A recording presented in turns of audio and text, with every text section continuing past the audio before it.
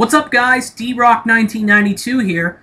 For this next video, I'm going to be reviewing the third Rocky sequel to the Rocky film series, Rocky number 4. Rocky number 4 came out in 1985 and has a 43% rating on Rotten Tomatoes.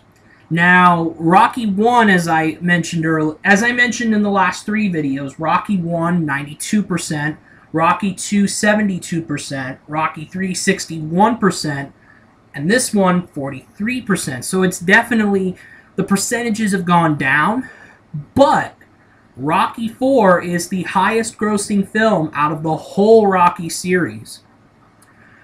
So basically, this movie starts out with the highlights of Rocky 3's fight between Clubber Lang, played by Mr. T, and Rocky.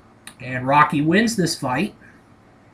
So basically, afterwards, Rocky's very content with his rich, his rich celebrity-like life, with Adrian and his kid and not Mickey, but Paulie.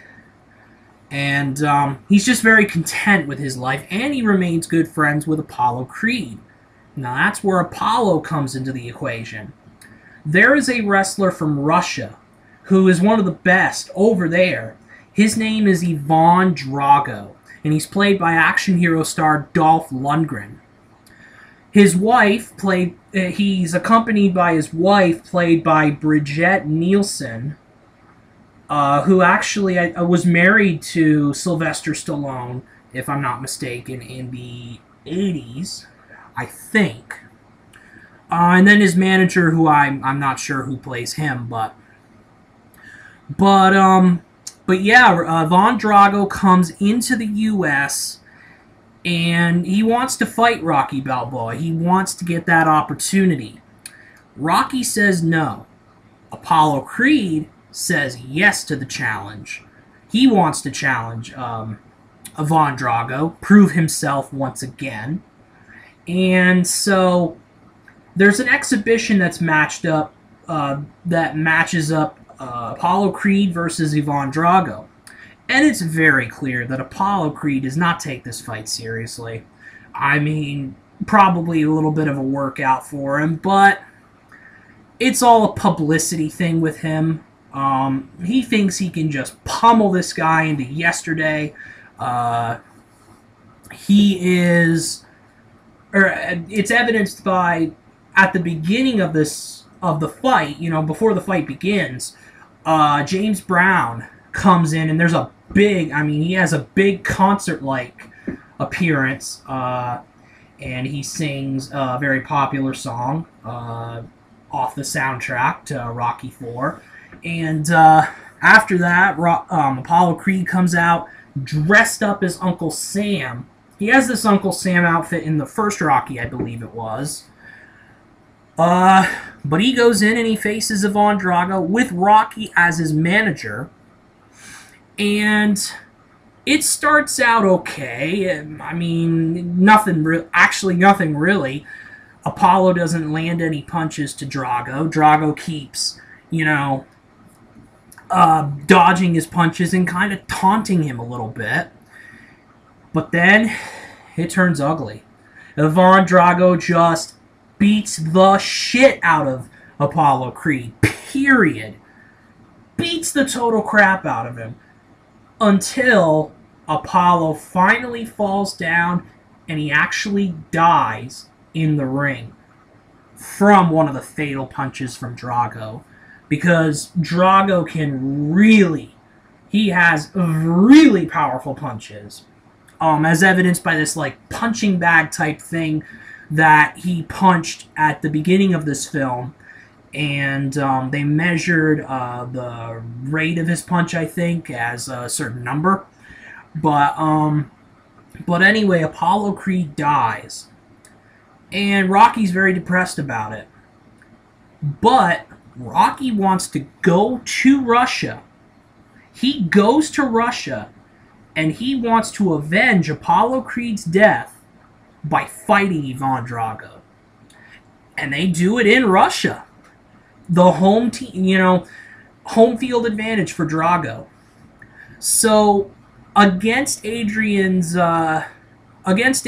advice and things like that, he goes to Russia and he prepares for this fight. And it's very... Ivan Drago prepares for this fight by using high-tech equipment and things like that. Rocky prepares by throwing logs. He's in a part of Russia where there's a lot of snow. And this is actually an unsanctioned fight that happens on Christmas Eve. So that explains how there's a lot of snow. So Rocky goes and he throws he lifts up heavy logs. He does a whole bunch of different workouts that are very small scale compared to Drago's workouts. Then Adrian changes her mind and she comes to Russia to support Rocky. And that adds a little bit of edge to The Rock. So he goes in to that fight with even more confidence against Drago. And the fight itself starts out badly for Rocky. He gets the crap pummeled out of him by Drago. It looks like Drago's going to win easily. But then, as in all of the Rocky movies, the tide turns. And Rocky actually, at the beginning of the fight, or before the fight begins, he gets booed by the Russian crowd. And they have an elaborate ceremony for Drago. But he wins over the fans because of his resiliency. Rocky just does not get knocked out of the ring. The crowd loves it, loves the resiliency, and they chant, "Rocky, Rocky, Rocky." And so Rocky uses the crowd's advantage and all that kind of stuff. He gets really motivated, and eventually he beats Ivan Drago, does the impossible. Ivan Drago is 261 pounds of raw muscle. So he's like a machine instead of like a human, basically. And there's steroids involved, anabolic steroids. There's a particular scene in the movie where it's shown that they inject him with some anabolic steroids. They inject Drago. The Russian trainers and all that. So 261 pounds of Ivan Drago against like 190 to 200 pounds of Rocky Balboa. But Rocky does the impossible. He wins the battle. And afterwards, he gives a speech about the tension between the U.S. and Russia. This is in 1985. This is in 1985, and the Cold War between Russia and the U.S. was still going on. And Rocky makes the speech about how, yes, the U.S. and Russia have tensions, but he's like, two guys beating the crap out of each other is better than a lot of people suffering at the hands of the Cold War.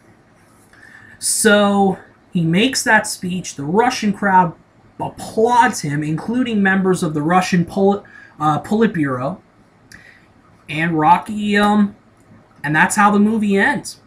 I really like this movie. I mean, it's probably the most simple out of all the Rocky movies. And I think all the Rocky movies so far, I've watched the first 5, they are very simple in plot detail.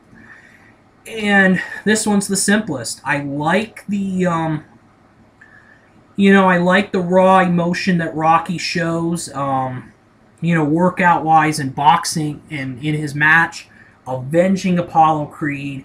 It's just a really well-made movie. I give it a 5 out of 5 stars. And that is pretty much it for my review. D-Rock 1992 out.